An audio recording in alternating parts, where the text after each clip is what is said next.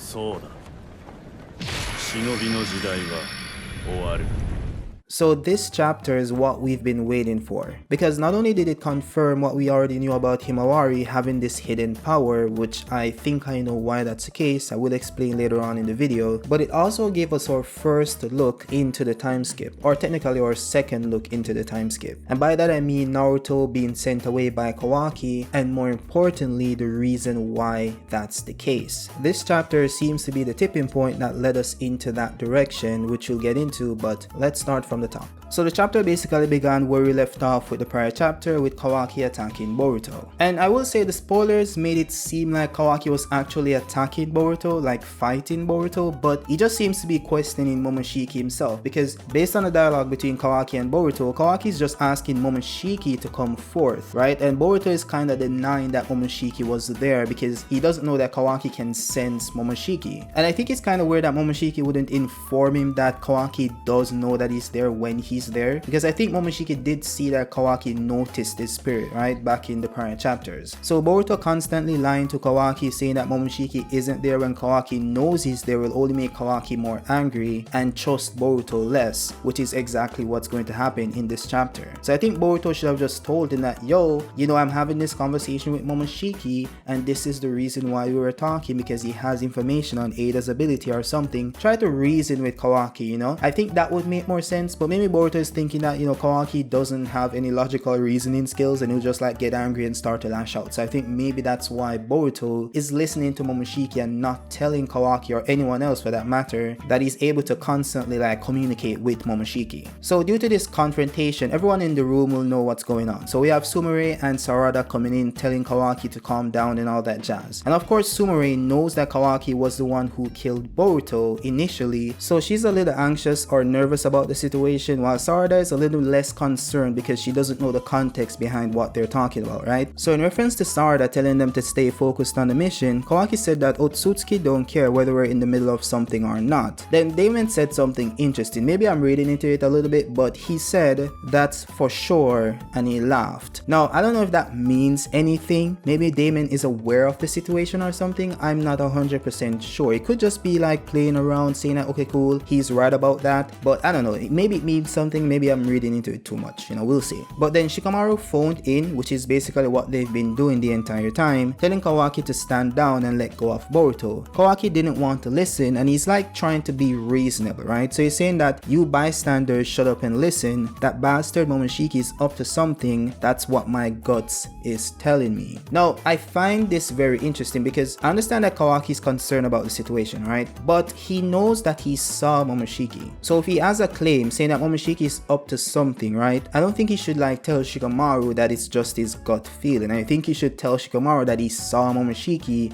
and he thinks Boruto is communicating with Momoshiki. I think that has more substance rather than just saying, oh, it's my gut feeling, you know? But then Shikamaru convinced him to stand down by telling him that he needs to recall the look on Naruto's face when he initially killed Boruto, because he knows that Kawaki is obsessed with Naruto and he wouldn't want to hurt Naruto. But Kawaki did let go of Boruto, but for a different reason than Shikamaru thought, which we'll get into later on in the chapter. So Kawaki then left the building saying that he's going to take care of something very important and they should leave him alone, right? Then Shikamaru told the sensory team to try and track Kawaki, but they couldn't because he erased his chakra signature. And then we fast forward to Mitsuki outside, and Shikamaru asked Mitsuki if he saw when Kawaki left, and Mitsuki said he didn't, which then led Boruto to theorize that Kawaki shrunk himself using Sukunahi Kona, which makes sense. Now Boruto did say that he can sense Kawaki, but he can't pinpoint his exact location. Now this could be that there's a limitation to the Otsutsuki sensing thing, which I mean could mean that they're kind of a hive mind because they could like literally sense each other every time, but it could also be that because he shrunk himself, it's hard for Boruto to track him using that Otsutsuki sensing ability.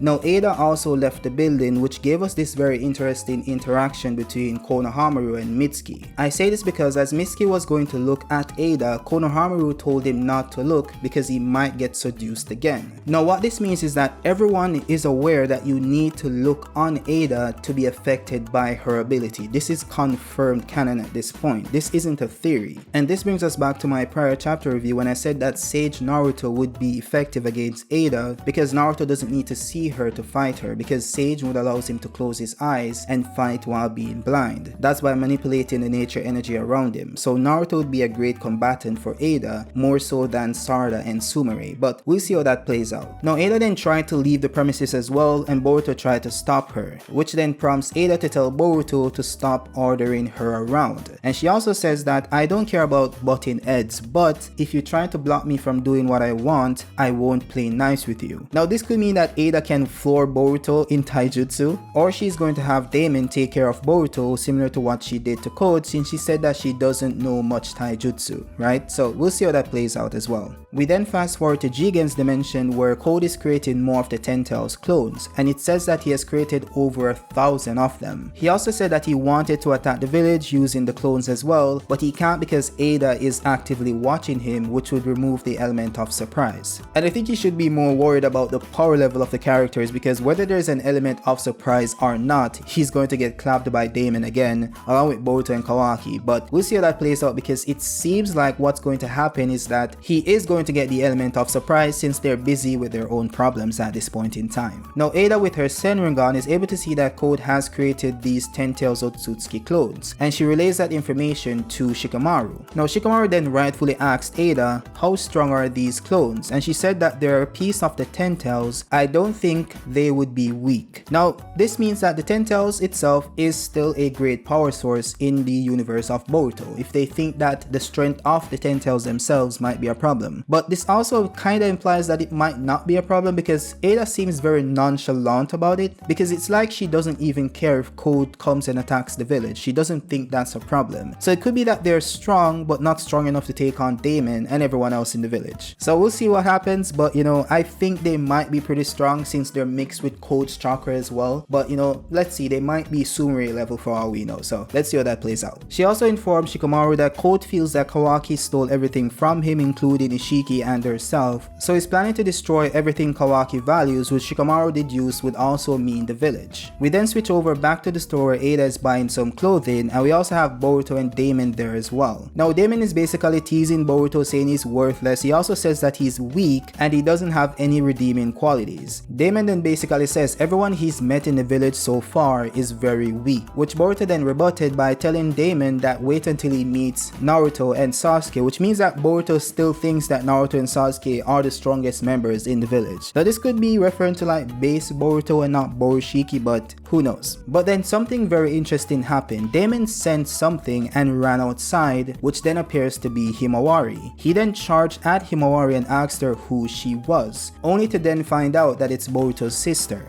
Now Boruto, of course, being a good brother, pulled Damon off of Himawari, but Damon then charged at Himawari with a punch, anticipating that she would dodge the attack, but then he stopped because he realized that she didn't. After Boruto grabbed him again, Damon asked Himawari why didn't she dodge the attack. It should be easy for the likes of her, which means that Damon, who's stronger than Jigen, and Limitless Code, who is also above Jigen, thinks that Himawari had the power to easily dodge his attack. He then says that she does seem weak up close, since Boruto said that she's not a fighter, she's not even a shinobi. But Damon then said, what was that intensity? I felt it from her just now. Which Boruto then replied by saying, despite how she looks, she can get pretty scary when she snaps, so you shouldn't really mess with her. Now of course this is referring to when Himawari gets angry and she uses this unknown power and gets very strong and gets very angry and scary and kinda takes on a different personality. And this is why I think that's the case. I think Himawari has the power or the chakra of Kaguya Otsutsuki. And the reason why I think that's the case is because Naruto being of Hagoromo's descent, having Hagoromo's chakra, and also being given more of Hagoromo's chakra in the war, and also Hinata being of Hamura's descent and also being given more of Hamura's chakra in the last movie means that their kids would have a combination of both Hamura's and Hagoromo's chakra, and this could combine to produce Kaguya's chakra. The reason why I think that's the case is because in order to awaken Six Paths chakra, which is Hamura's and Hagoromo's chakra, you need to combine the chakra of Hagoromo's sons Ashura and Indra. So this set the precedent. If by combining the chakra of two kids you awaken the chakra of the parent, this should be the same for Kaguya.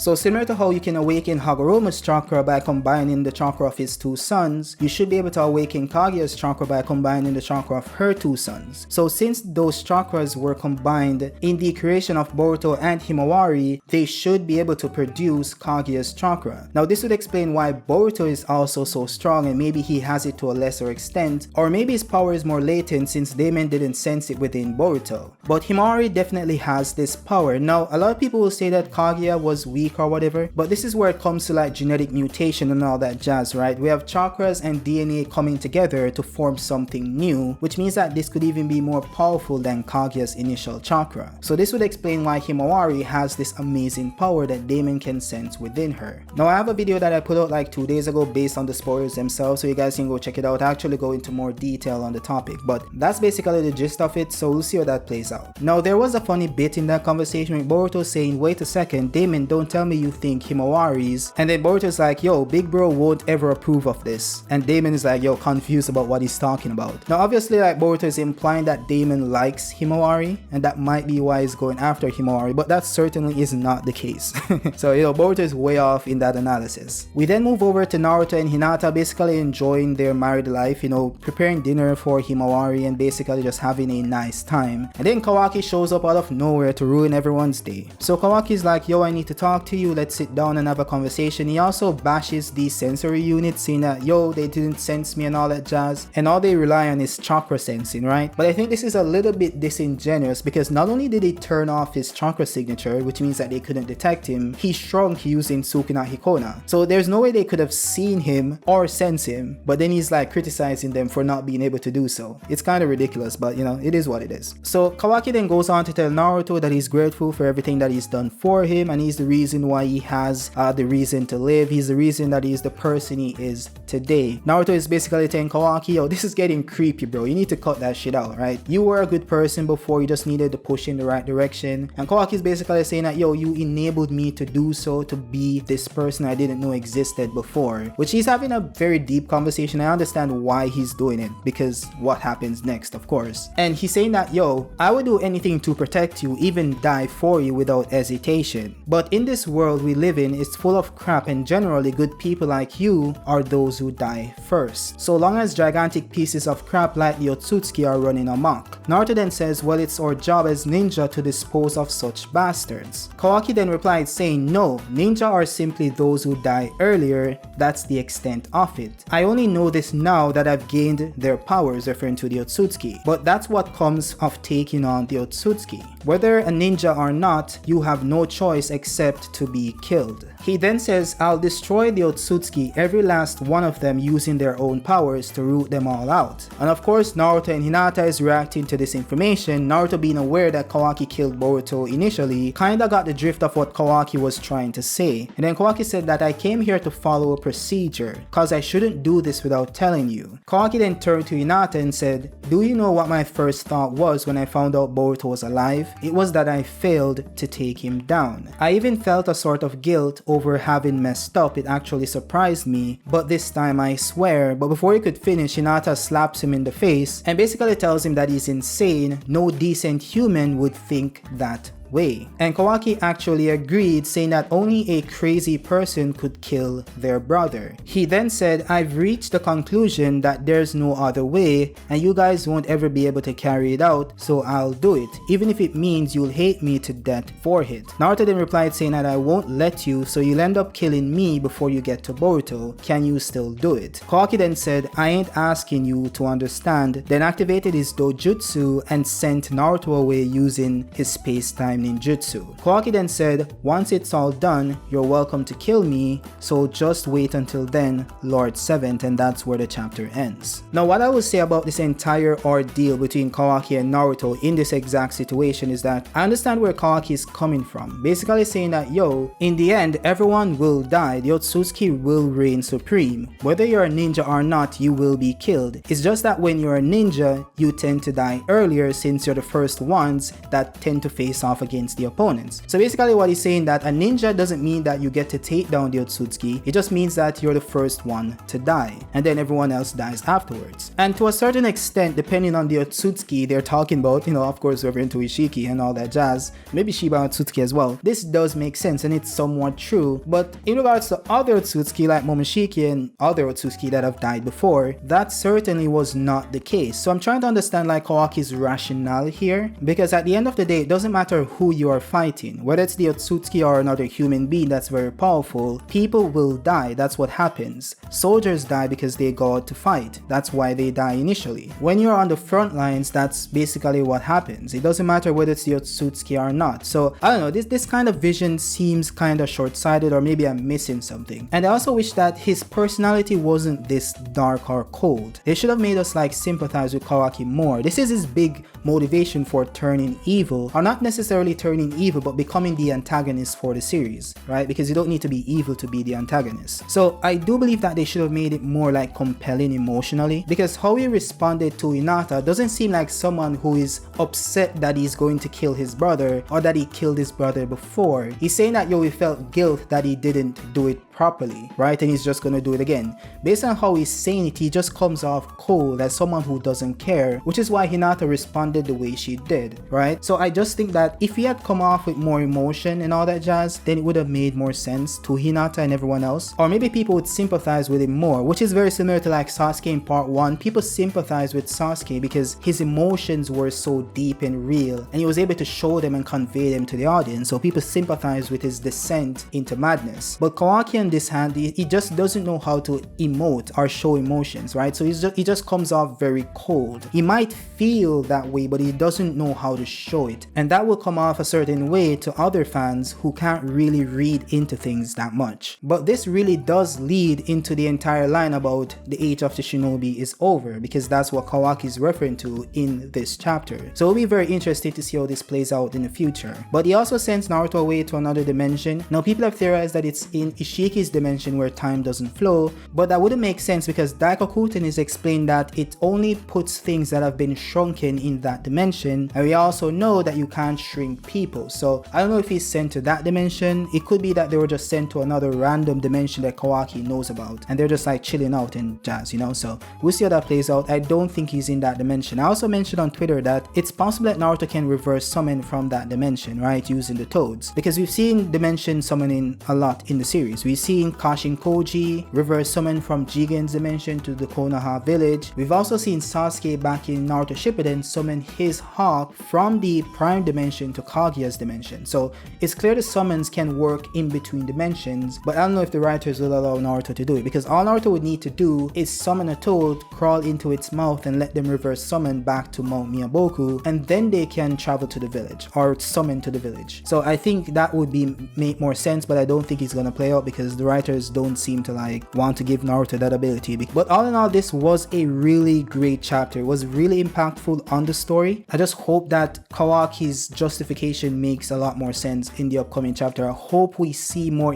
I understand that he can't emote properly based on his upbringing and jazz, but I just really hope that for the sake of the character and for fans to understand him more, that he's able to emote, right, and show what he feels, you know? Even shed a tear, bro. Do something. You know, like don't just go out there coldly killing Boruto again or trying to kill Boruto again, which is kind of implied that that will be what happens based on the glimpse we saw into the future briefly. But I just really hope it isn't the case, because I love Kawaki as a character, and I hate when villains or antagonists that are meant to be like to resonate with the viewers don't do that, you know? I just hate when that happens. So hopefully they plan it out properly and it does happen. It probably will happen differently in the anime, because Kawaki in the anime is a completely different character. But that's that's it for this video, guys. Drop a like if you like the video, subscribe if you're new, and drop a comment so we can have a conversation about this chapter. I also made a video yesterday ranking the top 20 strongest characters in Boruto, so go check out that video if you haven't already, and let me know your thoughts about that list as well. But with that being said, guys, have a great day. Peace out.